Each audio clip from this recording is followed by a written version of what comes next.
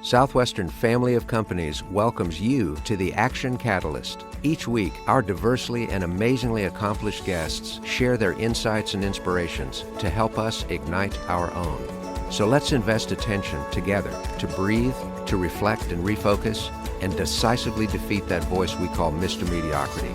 Then let's enjoy moving forward to make a positive difference in our world.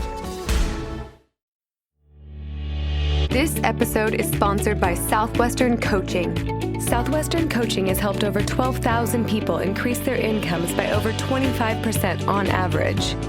As a successful salesperson, you know the importance of increasing your sales, but sometimes you might just need a little extra push and accountability to meet your goals and grow your business.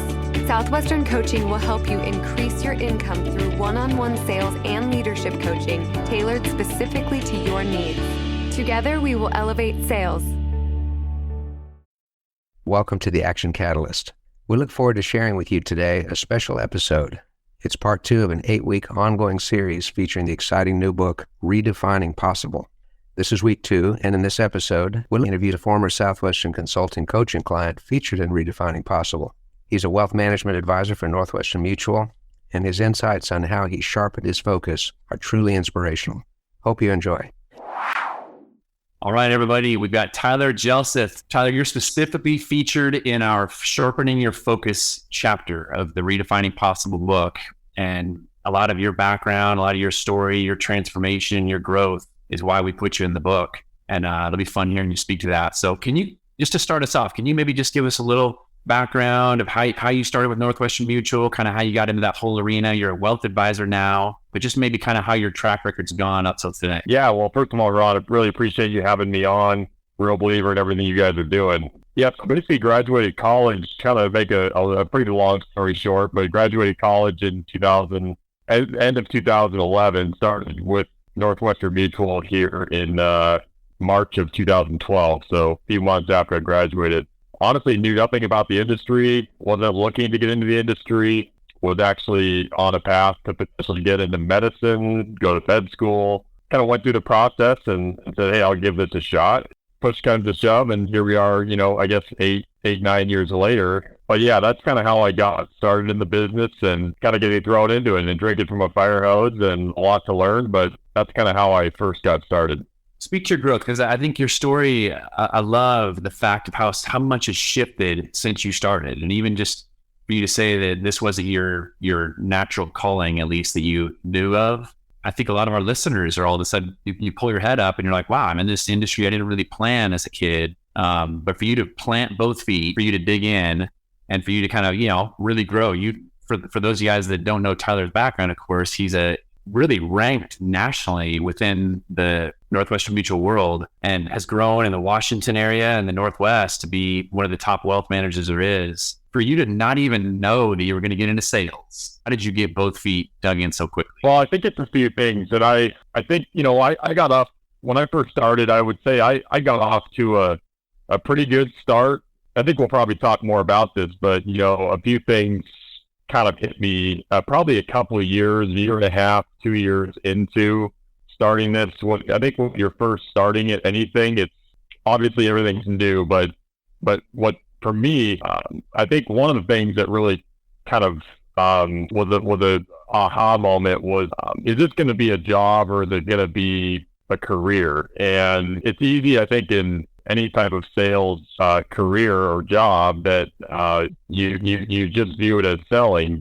And I kind of struggled with that in my early years, and it took a couple of years for me to understand really the true impact that we can have on our clients' lives and the areas that we can truly help them. So I think what's really key with almost any career, or better yet, a calling, hopefully, people are working in what they view as a calling of theirs, but you got to have a strong belief in what you're actually providing to the people you're working with. And I think it took me a couple of years to really buy into that and really start to understand the impact that we can have on, and even if, people don't become clients, even if you go have a cup of coffee, how can I add value? Even if I'm going to be only talking to this person for 30 minutes or 45 minutes or 15 minutes, can I somehow, make them feel better than when they sat down with me? even if it's a short window of time. But the other thing I would say is, and this sounds cliche. We've heard a lot of this the last 5-10 years, but just going back to your why. And it's clearly, I think a lot of times in business and in sales, we're always focused on the what and the how. But I really do believe that there's got to be a strong purpose behind why are you getting up every morning and going and doing what you're doing. And, for me, I'm a faith guy. And so, love to give as much as we can. And so that's definitely one of my whys is helping others. Obviously my family is huge. I think, another big shift that occurred in our lives was when we had our first son, Leighton, back in 2016. And I can remember vividly that I was home for a few weeks right when he was born. And that was great, of course. But I can remember that first day going back into the office and just thinking on that drive in, it's different now than it was 3 weeks ago. Because, even today, of course, I've got two young boys now. And when I leave each morning, they know dad's going to work. And, the way I view it, any minute I'm here at the office or at work is a minute I'm not with them. And so I better make it count. If I'm telling them I'm going to work, I better go and get stuff done. And that's just kind of been something that stood with me since having kids, of course. But I know, this chapter is about the focus piece, and that was huge as well, which is something that you and I really, really narrowed in on. And time management is huge. And that's where, we had several discussions a few years ago around what are you really doing with your time? Being busy doesn't mean you're getting anything done. And that was a real eye-opener for me, just looking at, you're at the office, but what are you actually getting done? And it can be easy to go to the office for 8 hours and send emails, respond to emails, and, check your fantasy football lineup and, all this stuff that we can, the water cooler talk. But so that was huge, is going through that exercise, and also looking at that whole what's your time worth exercise. When you actually calculate down to the hour or the minute what your time is actually worth, that was pretty eye-opening to me. And I think one thing that I've done decently well since I've started was not being afraid to invest in other people to help with some of the activities and things that need to get done, but shouldn't be done by me, and really focusing my time on, again, the activities, I think it's those quadrant 4 activities, the ones that are important, not always urgent, but the stuff that, is going to generate new business, the activities that are going to have the biggest impact on your growth. And that's really where I started to focus my time and really try to delegate all the other stuff to other people on my team. But I think that was a huge eye-opener for me. The other part of the focus was also the approach that I had in terms of which types of clients, was I guess, trying to get in front of, clients or prospects. And that was also, really started to be very, very specific in terms of who are the people that we can add the most value to. And instead of taking a shotgun approach, definitely taking more of a sniper approach with who we're trying to bring on as a client. And it's a win-win, because we can offer, our services are probably a better fit for some people over others, just depending on, we work with a lot of business owners, a lot of, people that are close to retirement or in retirement. And so I guess tightening up that focus as well in terms of, what type of people should we be in front of, and not just anybody and everybody, So those are definitely a few things that I reflect back on and really attribute a lot of the growth we've seen to. Yeah. And it's, you said it well, it's never ending, man. I'm curious, just knowing your heart and knowing your upbringing, because you did talk about your why. And I think for all of our listeners, we obviously hear that, we're familiar with that. We know how important purpose is and the clarity of our vision. And one of the things we talk a lot about with clients is that the endurance we have in life is directly related to the clarity of my vision. And so my endurance to be a patient dad, my endurance to be, to hit those phones, to get to the gym early tomorrow morning, even though I've got a full day of meetings, to whatever, if I've got a very clear vision, I can get so much more out of it. So you're in a world, So here's my question. You're in a world where Northwestern Mutual is big, like a lot of companies, in tracking. You have your specific goals on your dials, your meetings set, meetings kept, referrals, et cetera. How do you keep that clear focus on serving lives and changing lives and just really making a difference in the world, yet at the same time embrace the numbers? Because you're kind of churning out numbers each week, but yet you got to really focus on how you can make a difference. Yeah, that's a great question. And I think that, again, kind of maybe cliche, but when you're truly, I was raised, fortunately with parents that, both from North Dakota, grew up on both of them on farms. And so, work ethic was instilled in my brother and I from day one, but it's also integrity. And so, balancing the numbers with making sure we're serving people well, I think that, it kind of goes back to what I said earlier of we know that not everybody is going to become a client for one reason or another. Maybe it's their choice, maybe it's ours, but our purpose, I really believe, is that, we just add value wherever we can, especially, of course, when it comes to people's financial lives. And, we have tried to kind of, when you first start in this industry, it's probably more, a little more of those activities than it might look like now. But, today I would say that I feel like we've really got the team set up.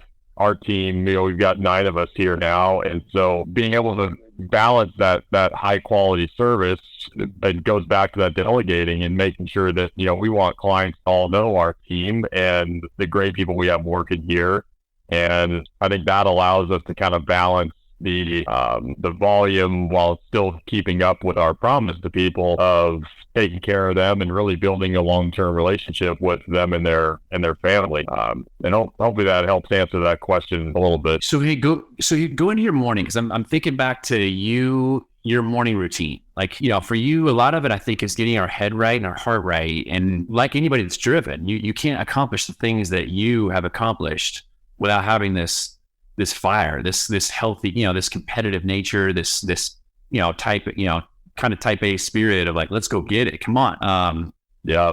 Yet if you kind of go into the day and just start crushing numbers, we can get off. And so for you, I remember you really were very specific about your focus of how you started your mornings. And anything you can speak to that you've done, it's helped? Yeah. Well, I just, I kind of envision a pyramid, and I'll come back to the morning thing, I promise. But so if you look at a pyramid, I look at 3 rows on the pyramid. The very top triangle would be, what is the big goal we have? Maybe it's for your career, or an annual goal, production goal. That's really at least for that time period, the end goal that you want to accomplish. The second row would be kind of your business activities needed to achieve that goal. So that might be the metrics like how many dials do I need to make, how many, new introductions do I need to get. Those are kind of the second row that are going to help you get to that big goal you have. But I think the bottom row of the pyramid is the most important. And those are things like your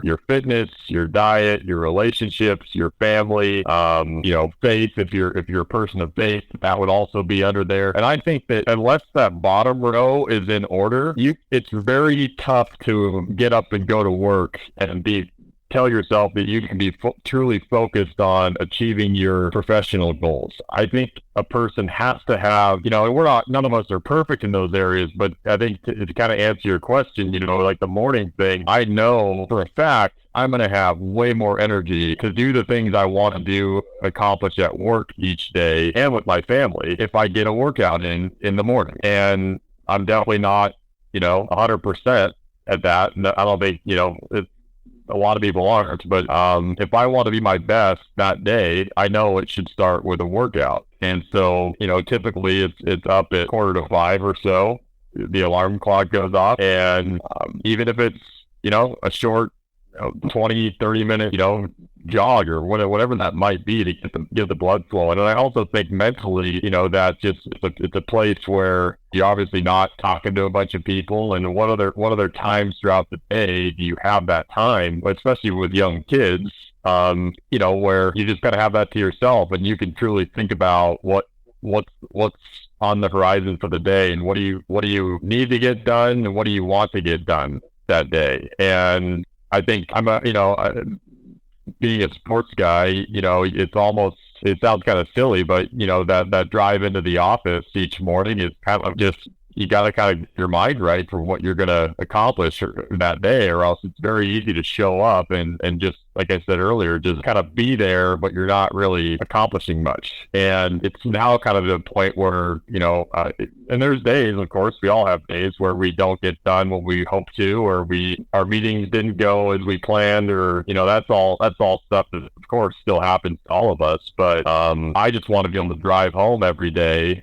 knowing that I left it all out there and at least gave myself an opportunity to get the stuff done that I was hoping to. And I think it all starts in the morning with how you start the day, and that's probably different for everybody. But for me, it's getting the blood flowing and ideally getting into the Word for a few minutes, even if it's a verse or two. But that's kind of how I'd answer that question. Yeah, well said. That's what I remember a lot. I think to me, when you speak about that, it makes me feel like what you're doing is very sustainable.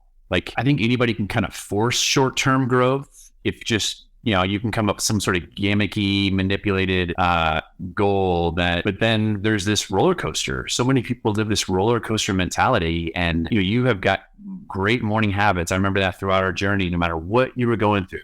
No matter whether it was when you and Angela were married with no kids, to where then you had kids, your title changed a little bit. Some of your focus at work changed, but one thing you always had was your attention to how you started your day. And there's just something about getting your mind right and getting your heart right. I think you've been a really good example of that. A question for you on focus, as your life changes, because you had tremendous growth in terms of income and premium, investments, et cetera, while going from no kids to one kid to two kids, et cetera. By definition, when you add things to your plate, production, staff, children, not in that order,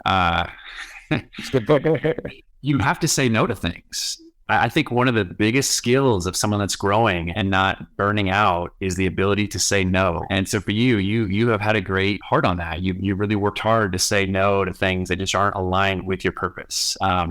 You made a difficult decision. For a while there, you were thinking about getting deeper into leadership and then decided to kind of shift. Can you maybe just speak to some of the things you've said no to in life, or how you have that courage? Because a lot of us are people pleasers. We struggle to say no to anything. And you have really worked hard on that. Yeah. I think, of course, the simple way to put it is, what we all hear is there's so many hours in the day, right? And going back to, again, when we had our first son, Layton, that before then I could, Angela probably wouldn't prefer it, but, I could have gotten home at 7:00 from work, and, I definitely had more time to get the stuff done I wanted to before we had kids, right? And that's probably true for everybody, but just that change of kind of what I mentioned earlier of the way you view time. And I still remember that whole session we had on time and some of the pages that we looked at there, and just seeing, and not that it's all about, what your time is worth and all that financially, but it's either, with your family or, it's at work. But I think that from the choice I made within Northwestern Mutual a few years ago was, I was also mentoring some people at the time within our company, but also, focusing on my own personal practice. And I just felt like I was giving maybe 70% to both. And I just did not want to, I didn't feel like it was, the people I was mentoring deserve better than 70% of my effort. And also my clients deserve better than 70%. And so I just think there's times where even though it would be great to be involved in as many different things as possible, but going back to the focus thing is just, it's impossible to have too many goals or be involved in too many things. I think for each person, it just depends on what are you ultimately looking to accomplish with either your time, but with your career, and clearly, family is a big one for a lot of us. And so, you have to say no. Yeah, it's just just a fact, So yeah. Yeah. Well said. I would add, you have to say no if you want to stay aligned with your vision. Yes. You don't have to say no. Yeah, on a week, and and that's me saying that from a lot of the tougher times of my life where I've struggled to say no, and then I wake up and realize, where have I been off course? And then it's because I'm saying yes to too many things. I love your 70% analogy too, where sometimes we want to be the jack of all trades but a master of none, and sometimes it's like, you know what, I'm gonna really focus on these 4 areas instead of being a little less than in these 8 areas. Yeah. For our listeners, it might be something different. Maybe for them, it's you don't need to have 8 workouts a week. You don't need to have, I don't know what it is, but for each person, there's things you can say no to. You also have had a fascination with pushing ego aside. And I've really been impressed the way you have been able to kind of give up control and really study. Okay, if I can work hard to build this person up I work with and empower them, they end up taking on more. And that frees you up. And that way you get to do what you do best, which is get in front of new people and change lives. Was that easy for you, the giving up control thing? Or is that something you've just had good examples, or how have you done that? Definitely not easy. That's probably one of the things that is a constant, I wouldn't say struggle, but it's something that we're always trying to be mindful of, myself and my business partner now. It's if that, these are your strengths, or these are the things that you like doing, or these are the things that are going to, cause you to, maximize profits within whatever industry you're in. You have to figure out how can you get more time for yourself to do those things. And in our industry, we're all independent contractors. So, when we want to hire somebody, it's coming straight out of our pocket. And it definitely, takes some faith and some courage to do that. And I think, I can remember back when I first, I started in 2012 and I had my first team member in 2013. And I think I attribute a lot of it, just to, I've had great mentors here at Northwestern, but my wife, Angela, as well, has always been super supportive, even though, it's like, well, we could have brought home this month, but now we're paying someone. And it started with someone at 10 hours a week. I shared with 2 other advisors. I only was entitled to 10 hours a week of that person's time. And now we're up to 9 people, 7 people if you exclude CW and myself. But I'll never forget someone in our industry or our company said, when I first started, they said, if you think that you're ready to hire someone, you're 6 months late. So the whole point was, we all need help a lot faster than we think we do. And it is a bit, but if that frees you up to be able to do more things that are going to cause growth within your company or your role, then you have to make those investments. Yeah, well said, Ed. And I think there's 2 parts. One is the courage. I love how you said it. I mean, and that's powerful, man. You started in 2012. By 1 year later, 2013, you already had staff. You already had made the decision to invest. And how many of us would have been just, in a place where it's like, I don't have the income yet to start spending. But there's also the flip side. So one is it takes courage to spend that money to grow, invest in yourself, basically. But then number 2 is the time that's freed up, honoring that time. And now that you have someone taking things off your plate, you now by nature should have that extra. Let's say you're hiring them for 10 hours. You're going to have at least 5 to 8 hours a week extra. Will you hit the phones, having accountability to do those income producing activities that helped your production grow? I'm sure Angela, looking back now, is thankful she was so willing to because you grow like crazy. You've helped a lot of people. So dude, I have one other question for you, man. And I think right now we're in the time where so many people are searching, and so many people have a lack of clarity or have had some severe setbacks in their family.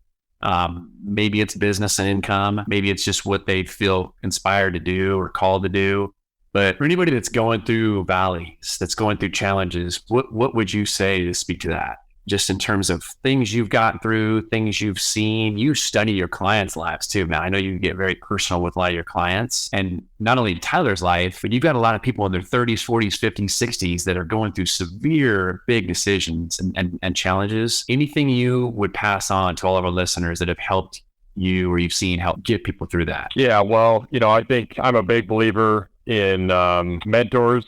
And I would say that, of course, I would hope that anybody listening might have that, even if it's just that one person that they can talk to. And I think that a lot, even myself, of course, that, even just saying things out loud, talking to somebody about whatever it is you're going through. And definitely, obviously, today, right now, there's a lot of that. But I'm also, a lot of things may not be in our control. But one thing my dad's always said is, control the controllables. And again, for each person, that might be something different. But just going back to the simple example of the workouts, that's something that, everybody can control that. You're not relying on anyone else. Everybody can control, what time they, go to bed at night. And I think it's just keep doing the things that you can, despite what you're going through. Talk to anybody that has been a mentor or a friend to you. Whenever I'm going through something, it's, probably my brother, my dad, someone I'm going to get their thoughts on how, what should I be doing here? Someone like yourself as well, especially from a business standpoint. But I think just trying to keep getting the wins that you can throughout the day that you may, a lot of other stuff we can't control. But I think just for your own well-being, as well as just staying somewhat sane throughout what's going on, just I think that consistency is a powerful word. Being able to do the things that are important through the good times and the bad times. And whether that's just being there for your family, for your kids, showing up to work, getting things done. And of course, there's, everybody's got different challenges and struggles, but like I said, I'm a guy of faith as well. So, for me, it would be cracking open the word, even if it's for, a minute or two. And it's amazing how much different that even just a minute or two can completely change your whole perspective on an issue or a challenge or a struggle that you might be going through. Yeah, well said. I think back to the many years we worked together. The word consistency that you just spoke of, man, you are an incredible example of that. So consistency of the controllables. And I love that, because the world around us, if it's not our income, it's our marriage or one of our kids or something. And, if the things you can control, you lock in on, man. So you're such a good example of that. Where our book goes, the ending principle is impact. Anything and everything, it starts with focus and what we're actually going after, but then it really ends in impact. And so just thank you, Tyler, for being an awesome example of that. I really appreciate it, Ron. Thank you. It's been a pleasure talking with you. And, thanks for all you've done. If you enjoyed this podcast, please make sure to subscribe. To stay updated on everything that the Action Catalyst is up to, make sure to follow us on Facebook and Instagram at Action Catalyst Podcast and Twitter at Catalyst_Action. Thanks for listening.